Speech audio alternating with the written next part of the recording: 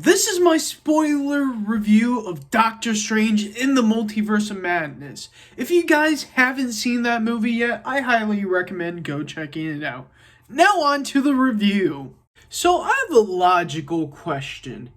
If people's dreams are themselves in other realities, does that mean Spider-Man and Spider-Man No Way Home was pretty much dreaming about this the entire time?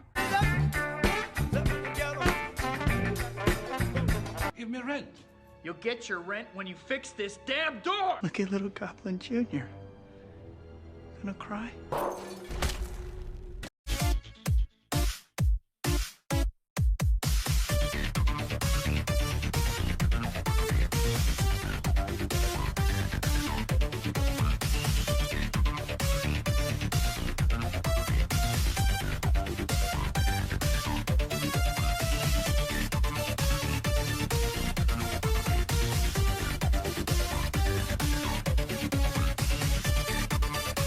Wow, this movie.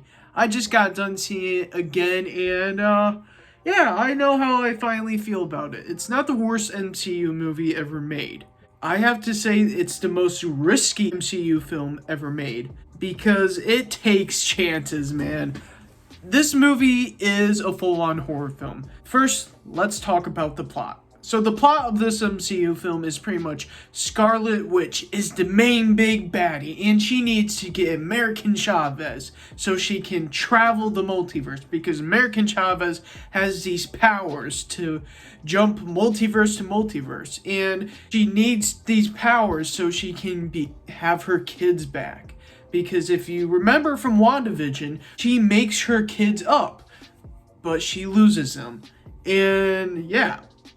And Doctor Strange is tasked with protecting her. And yeah, that's pretty much what this plot is. As a villain, Wanda is a great villain. Is it Thanos great? Not quite, but you understand what she's going through. The reason why I don't think she is as good as Thanos was, because I feel like we've seen this done before with WandaVision. We've seen her go evil. We've seen her turn bad. And she's like, what have I done? And she turns good again in WandaVision. It's like, didn't we just see this in WandaVision? And if you watch the movie, the payoff is kinda anticlimactic. Because this entire film is based off the House of M storyline. The House of M storyline is pretty much their way of introducing mutants into the MCU, and that's what I thought there was. Because I thought at the end of this movie was that she was gonna say no more and let there be mutants. And that's how the MCU was gonna introduce mutants or something. Kind of do that, but not this MCU timeline. I'll get back to that. Doctor Strange and American Chavez work well, really together. And I love what Doctor Strange's magic can do.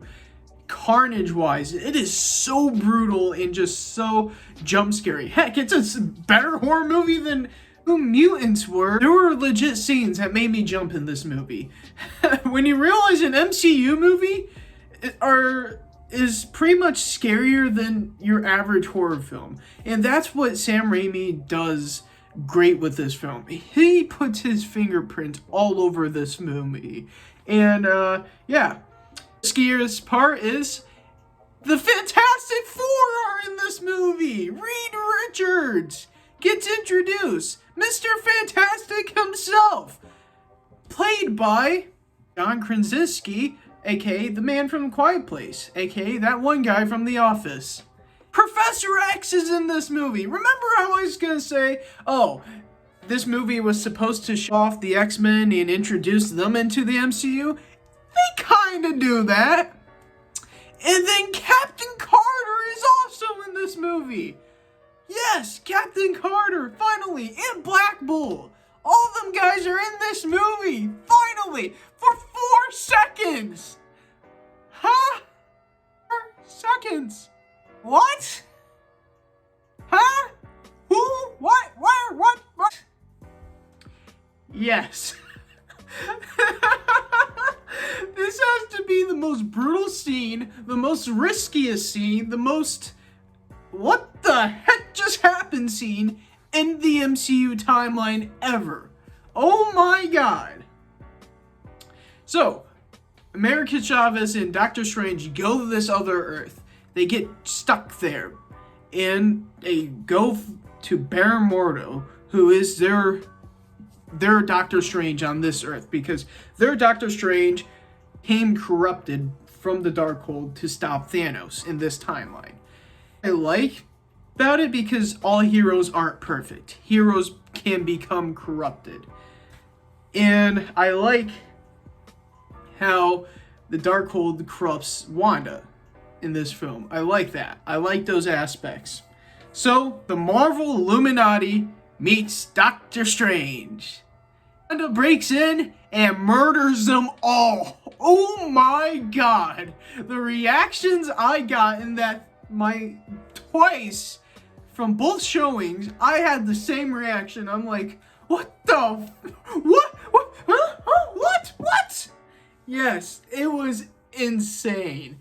It's, on one hand, it was risky, it was different, it was unique. They pulled in X-Force. Remember that scene from Deadpool 2 when Deadpool made a team of these mutants and they went in and you're like, alright, this is how this film's gonna go, and they straight up murder them all within 5 seconds? That's what happens in this movie. They're like, yay, we introduced all these big names in the MCU. Okay, let's murder them. Because they do it brutally too. It's like, they don't care, man. They straight up are like, we're gonna ruin your childhood. We're murdering Professor X. We just murdered Mr. Fantastic. We just sliced in half Captain Carter.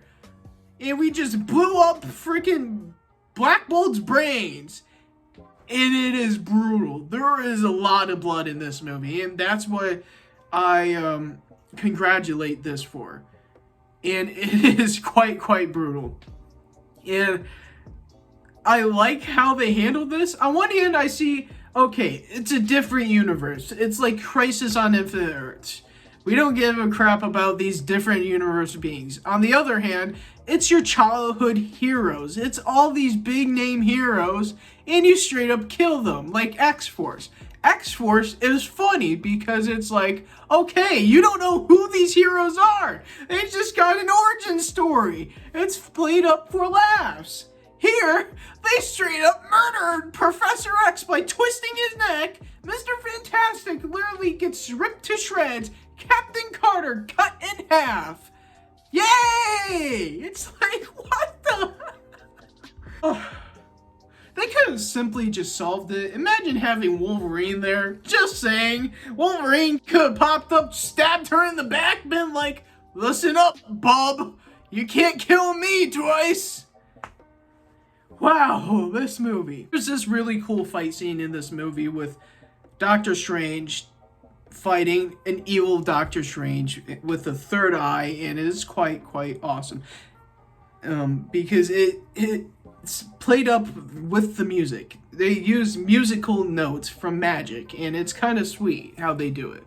But the final fight in this movie is another mixed bag for me. On one hand, it's really cool.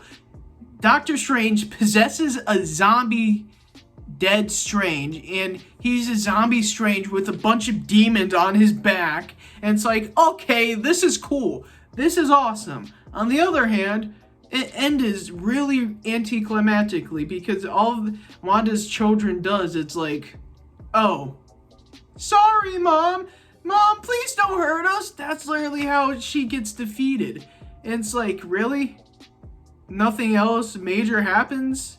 It's like, you were hyping this up to have big implications on the future of the MCU, and nothing happens MCU-wise. How cool would it have been to have a plot twist saying, oh, it was Mephisto the entire time. Mephisto! Or how cool would it have been if freaking Kang the Conqueror came out of the shadows, been like, ha ha ha ha, sup y'all? Because everything was supposed to be answered in this film. How cool would it have been if Wanda had been like, let there be mutants.